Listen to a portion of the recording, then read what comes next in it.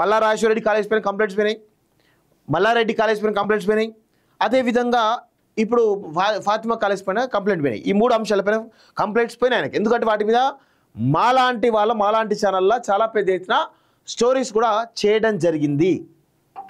So ఇప్పుడు రంగనాథ్ గారు చెప్పి 7-8 నెలలు అవుతోంది. ఈ అకాడమిక్ ఇయర్ ఆల్రెడీ కంప్లీట్ అయిపోయి ఆల్రెడీ హాలిడేస్ కూడా పూర్తి అవుతా ఉన్నాయి త్వరలో.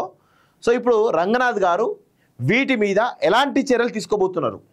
ఓవైసీ కాలేజెస్ నిజంగా అది మీరు హైడ్రా మీరు అన్నారు, చాలామంది కూలగొట్టారు కదా.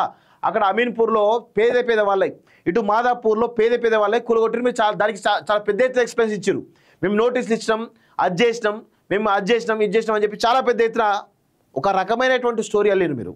సో నేను ఒకటే అడుగుతాను, ఓవైసీ కాలేజీలో కానీ పల్లా రాజేశ్వరరెడ్డికి సంబంధించినటువంటి కాలేజీలు కానీ అదేవిధంగా ఇటు మల్లారెడ్డికి సంబంధించిన కాలేజీలు కానీ ఇతర కాలేజీలు ఏవైతున్నాయో వీటిపైన మీరేమైనా ఎంక్వైరీ చేశారా?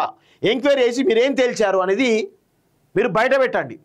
ఎందుకంటే మేము పబ్లిక్ డొమైన్లోనే అడుగుతున్నాం, మీరు కూడా పబ్లిక్ డొమైన్లో బయట పెట్టండి.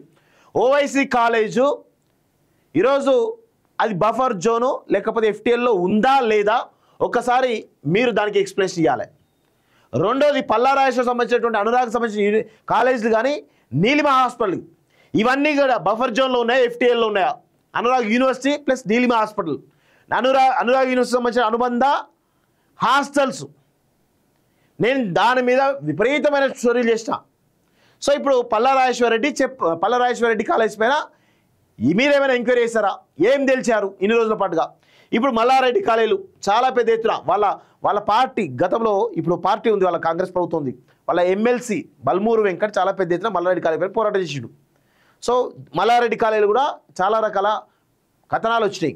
మీరు వీటిపైన ఏమైనా చర్యలు తీసుకున్నారా? వీటిపైన ఏమన్నా కనీసం ఎంక్వైరీ చేశారా? వాటి రిపోర్ట్ ఏంది? మళ్ళీ అకాడమిక్ ఇయర్ స్టార్ట్ అవుతుంది, మళ్ళీ వచ్చి అకాడమిక్ ఇయర్ స్టార్ట్ అయింది కదా, మళ్ళీ వేల మంది విద్యార్థుల భవిష్యత్తు కదా, మళ్ళీ మనం నెక్స్ట్ అకాడమిక్ ఇయర్ హాలిడేస్లో మనం ఎండ్ అయిపోయాక హాలిడేస్లో మనం చూద్దాము, దానికి ఖచ్చితంగా ఎంక్వైరీ చేస్తాము, కూలగొడతాము ఏమైనా ఉంటాయి అని చెప్పేసి అంటారు. ఇది రంగనాథ్ చేసే ప్రయత్నం.